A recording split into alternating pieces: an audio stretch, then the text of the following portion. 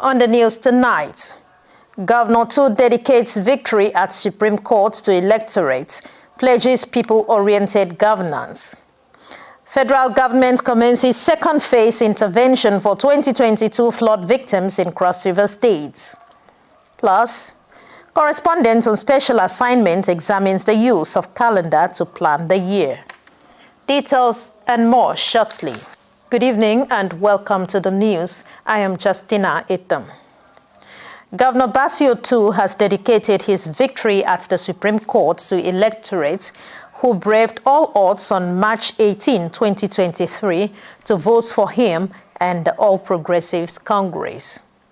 The governor said this after the Supreme Court threw out the appeals of the People's Democratic Party seeking to nullify his victory at the 2023 general elections. Governor Tu said with the outcome of the election finally led to rest, it is now time for the appellant to bring his wisdom and expertise to bear while joining him to build a prosperous and egalitarian Cross River State.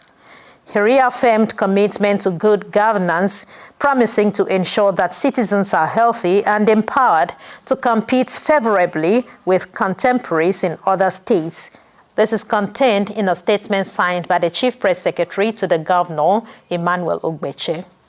As part of activities to assist victims of the 2022 flood, the federal government, through the National Emergency Management Agency, NEMA, has commenced the second phase of intervention in Cross River State. Oba Hyacinth reports that the relief materials are for victims who were not attended to in the first phase, earlier flagged off by Deputy Governor of the state, Peter Ode, in September 2023. The intervention, which is the second phase for the 2022 flood victims, include food and non-food items given to the beneficiaries in the affected LGL in the state. The South-South Zonal Coordinator and Supervisor of the program in the state, Babatunde Adebeyi, reads out the items for the victims. Input with the rice tillings for the farming, the dry season farming of rice. Okay. The pumping machine is part of the items put together as a basket, which includes the pesticides, which includes the fertilizers, and also the herbicides, for the farming. So this is a basket for each beneficiary. So the pumping machine forms part of it. The same thing, the knapsack sprayers form part of the items for the yam and cassava seedlings. Some beneficiaries commend government on the initiative and solicit for more assistance. I am here to collect the relief material sent by the federal government. I have received grinding machine for my people.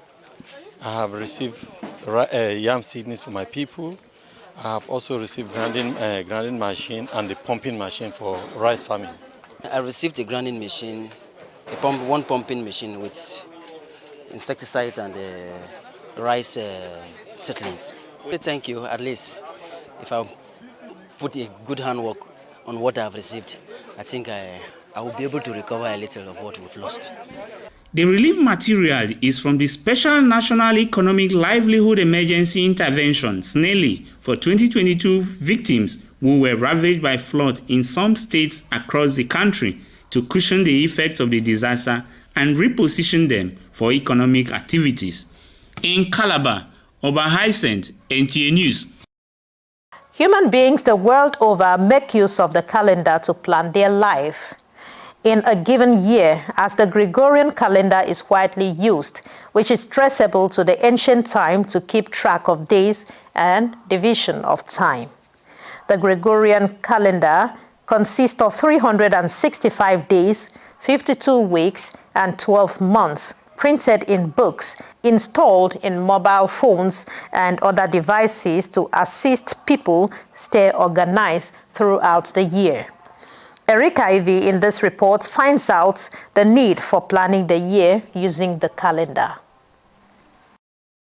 Calendar is derived from a Latin word, calendarium, meaning interest register, and is divided in segments from January to December and consists of 28 to 31 days per month. Respondents say planning is key to time of life, protecting priorities and preventing conflicts of ideas and issues of life. But how many people make use of the calendar? So for me, January is the best month to plan. And you know, a lot of organizations start all over again, and as individuals, we also have to, appraise the last 12 months to enable us plan for the new year. At the end of the year, he will end up having nothing for himself because he didn't plan. Because planning is very fundamental. If you don't plan, you are planning to fail. I choose December for planning because it's the appropriate time to plan ahead of next year of January. Even if you want to marry for the new year, you start planning from December. Oftentimes, people mark the calendar for projects they want to realize or achieve within the year, either in academics, religious activities, festival, marriages, or business. But which month is best for planning the year? December I choose. Okay, why do you choose December? Yes, you might have made a lot of mistakes, and the year ends by that December. That December you make New Year resolution, not January, as for myself. From February you can start planning. You have enough time. You have like 10 months to plan before the December. You can start from maybe January, lay your foundation, try to see if you can achieve your goals. At least maybe in 6 months time you can see what you can be able to achieve.